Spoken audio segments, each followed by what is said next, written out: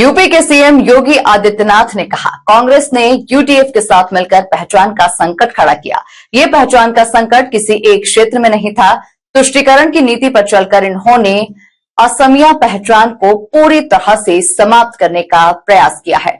इन्होंने घुसपैठियों को घुसाकर असम के सामने पहचान का संकट खड़ा किया। जब पीएम मोदी के नेतृत्व में दिल्ली में सरकार बनी और असम में बीजेपी की सरकार आई, पहले सर्बानंद सोनोवाल के नेतृत्व में और फिर हिमंत बिस्वा शर्मा के नेतृत्व में जहां यहां फिर से सरकार बनी, तो ये सरकार असम की पहचान को संरक्षित कर रही है और असम संगीत संस्कृति, असम से जुड़े हुए महापुरुष, उनके नायक महानायक योद्धाओं को सम्मान मिल रहा है। अब असम में विकास देखने को मिल रहा है। के सामने कांग्रेस ने यूडीएफ के साथ मिलकर के पहचान का संकट खड़ा किया। ये पहचान का संकट किसी एक क्षेत्र में नहीं था, असमिया जाति के सामने, यहां की माटी के सामने, यहां की बेटी के सामने ये पहचान का संकट किसी ने खड़ा किया था। ये कांग्रेस और यूडीएफ का अघोषित समझौते के कारण हुआ था।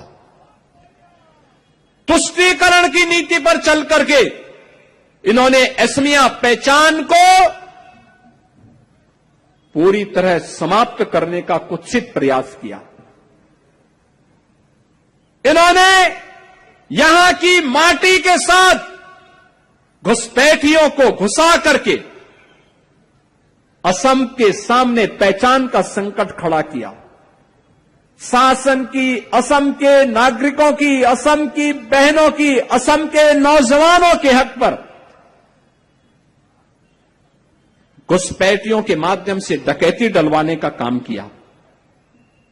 बेटी के माध्यम से असमिया संस्कृति को इन्होंने पूरी तरह समाप्त करने की साजिश रची। लेकिन जब प्रधानमंत्री मोदी जी के नेतृत्व में दिल्ली में सरकार बनी,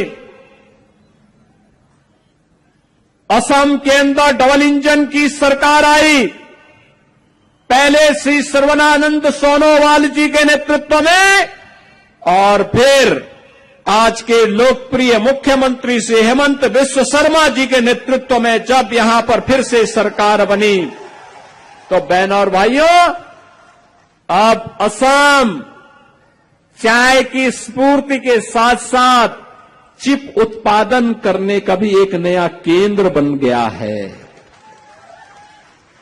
अब डबल इंजन की ये सरकार असम के पहचान को तो संरक्षित कर ही रही है। असमिया संगीत, असमिया संस्कृति, असमिया से जुड़े हुए महापुरुष, उनके नायक महानायक योद्धा, इन सबको तो सम्मान मिल ही रहा है।